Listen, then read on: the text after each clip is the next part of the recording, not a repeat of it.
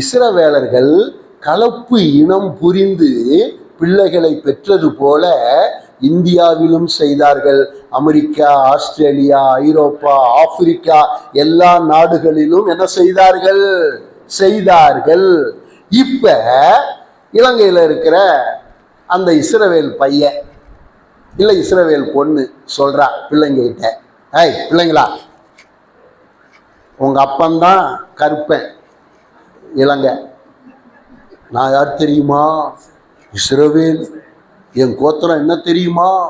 ஆசேர் கோத்திரம். எங்க ஆண்டவர் எங்களை செதறடிச்சிட்டார். பிள்ளைக்கு கதை சொல்லுது. அம்மா பிள்ளைக்கு என்ன செய்யுது? கதை சொல்லுது. எங்க ஆண்டவர் செதறடிச்சதுனால நான் கொழும்பு தப்பிச்சு பொழைச்சி வந்தேன்டி. வந்த இடத்துல உங்க அப்பனை பார்த்தேன். பார்த்து அவன் என்னை நோக்கினான், நான் அவனை நோக்கினேன். அப்பெல்லாம் நோக்கியா கிடையாது. இருந்தாலும் ஒருவர் என்ன செய்தோம்? நோக்கினோம். எங்க 2 பேருக்கு லவ் வந்தது.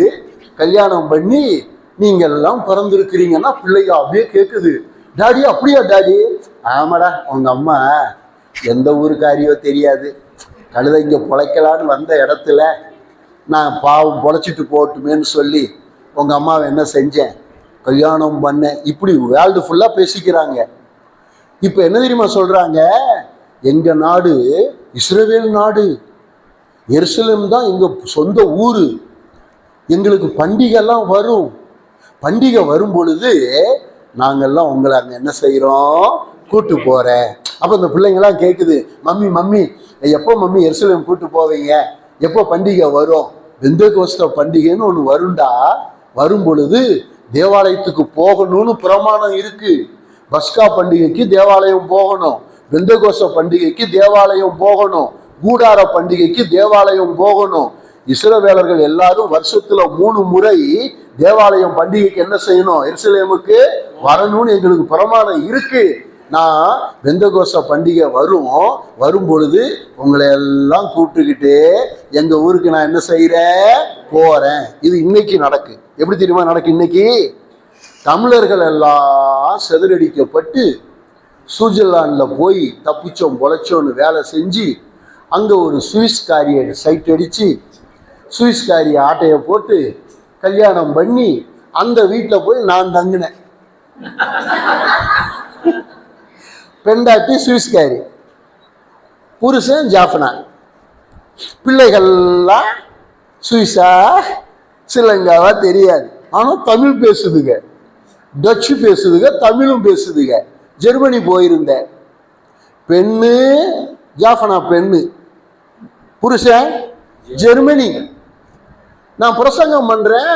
அந்த வெள்ளைக்காரர் அங்க உட்கார்ந்துக்கிட்டு கை தட்டி சிரிச்சுக்கிட்டு இருக்கிறாரு. எனக்கு ஒரு சந்தேகம், இந்த ஆளு பரியாசம் பண்றாரா இல்ல உண்மையாகவே இந்த ஆளுக்கு விளங்குதா? மூஞ்ச பார்த்தா ஜெர்மனிக்காரன் மாதிரி இருக்கிறான், ஆனா நல்லா ஜோக் அடிச்சா என்ன செய்யறான்? சிரிக்கிறான், கை தட்டுறான். எனக்கு சந்தேகத்திலேயே பேசிக்கிட்டு இருக்கிறேன் நான். கூட்டம் முடிஞ்ச உடனே அவரு தான் வேகமா வந்தாரு. வந்து தமிழ் கதைக்கிறார் பாருங்க. ஐயோ பாஸ்டர், கொன்னுட்டீங்க பாஸ்டர், சூப்பர் பிரசங்கம், எக்ஸலண்ட் பிரசங்கம் பாஸ்டர், நான் இப்படி கேட்டதே இல்லைன்னு தமிழ்ல பேசினார். எனக்கு ஆடி போச்சு. நான் கேட்டேன், உங்களுக்கு தமிழ் தெரியுமான்னு. என் பெண்டாட்டி தமிழ் தானே, ஜாஃபனா தானே, நான் தமிழ் படிச்சுக்கிட்டேன், என் பிள்ளைங்கள்லாம் தமிழ் பேசும். பாருங்க, இன்னைக்கு உங்க லைஃப்ல நடக்காது, அன்னைக்கு யார் லைஃப்ல நடந்துச்சு? இஸ்ரவேலருடைய வாழ்க்கையில நடந்துச்சு. உங்களுக்கு நான் சொல்ல சந்தேகமா இருந்தா ஐரோப்பா போய் பாருங்க. எத்தனை ஆப்பிரிக்கன ஸ்ரீலங்கன் பிள்ளைங்க கல்யாணம் பண்ணியிருக்கிறாங்க, எத்தனை ஜெர்மன்காரன ஸ்ரீலங்கா பிள்ளைங்க கல்யாணம் பண்ணியிருக்கிறாங்க, எத்தனை அமெரிக்கனை கல்யாணம் பண்ணியிருக்கிறாங்க, எத்தனை கனடியனை கல்யாணம் பண்ணியிருக்கிறான்னு பாருங்க. கலப்பு இனம் இன்றைக்கும் தமிழர்கள் மத்தியில வேர்ல்டு ஃபுல்லா என்ன செய்யுது? இருக்கு. நீங்க கூட கல்யாணம் பண்ணாம இப்ப வெளிநாட்டுக்கு போறீங்கன்னு வச்சுக்கோங்க, ஜெர்மனிக்கு நீங்க போனீங்கன்னா டக்குன்னு அங்க ஒரு ஆட்டை போட்டுருவீங்க. நல்ல ஒரு பணக்காரனை பார்த்து என்ன செஞ்சிருவீங்க? செட்டில் ஆயிடுவீங்க. நிறைய இன்னைக்கு அது என்ன செய்யுது? நடக்கு. இப்படி எல்லாம் ஜனங்கள் பரவி அப்படியே வாழ்ந்துகிட்டு இருக்கிறாங்களா? இப்ப கவனிங்க, இப்ப பெந்தகோச பண்டிகை வருது. இப்ப என்ன பண்டிகை வருது? பெந்தகோச பண்டிகை வருது. இப்ப மறுபடியும் எங்க வர்றீங்க? இங்க வர்றீங்க, இங்க மேல் மாடிக்கு வர்றீங்க. இப்ப மேல் மாடியில எத்தனை பேர் இருக்கிறாங்க? இவங்கெல்லாம் யார் தெரியுமா? இவங்கெல்லாம் யூதர்கள். இதுல யாருமே இஸ்ரவேலர்கள் கிடையாது. புரியுதா? கரெக்டா நான் சொல்றது? இவங்கெல்லாம் யாரு? யூதர்கள், சீஷர்கள், இயேசுவோடு கூட இருந்து ஊழியத்துல இருந்தவர்கள். மேல் வீட்டுல போய் உட்காருங்கடான்னு சொன்னா 120 பேர் யூதர்கள் உட்கார்ந்தாங்க. இப்ப அப்போஸ்தலர் 2:1, அப்போஸ்தலர் 2:1. இப்ப பெந்தகோச பண்டிகை வருது. இப்ப பெந்தகோச பண்டிகை வந்த உடனே எல்லாரும் பண்டிகைக்கு வர்றாங்க.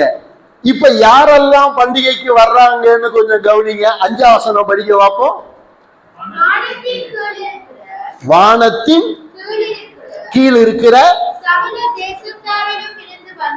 நான் கேட்கிறேன், வானத்துக்கு கீழே இருக்கிற எல்லா தேசத்தாருக்கும் பெந்தகோச பண்டிகைக்கும் என்ன சம்பந்தம்? இப்ப வானத்தின் கீழே இருக்கிற சகல தேசத்தாருன்னு சொல்லும் பொழுது உங்க மைண்ட்ல என்ன வரணும்? யார் அது? சிதறடிக்கப்பட்ட இஸ்ரவேலர்கள் பண்டிகைக்கு வந்துட்டான். அப்போஸ்தலர் 2ஆம் அதிகாரத்துல. இப்ப எத்தனை நாட்டில இருந்து வந்திருக்காங்க லிஸ்ட் படிக்கிறீங்களா? 9ஆம் வசனத்திலிருந்து படிங்க. பார்த்தரும், மேதரும், எலாமித்தியரும், மொசபத்தோமியா, யூதேயா, கப்பதோக்கியா, பொந்து, ஆசியா, சிரியா, பிரிகியா, பம்பிலியா, எகிப்து என்னும் தேசத்தார்களிலும் சிரேனே பட்டணத்தை சுற்றி இருக்கிறவர்களிலும் லிபியாவின் திசைகளில் இருக்கிறவர்கள், ரோமர்களும் யூதரும் யூத மார்க்கத்தை அமைந்தவர்களும் கிரேக்கர் அரேபியருமான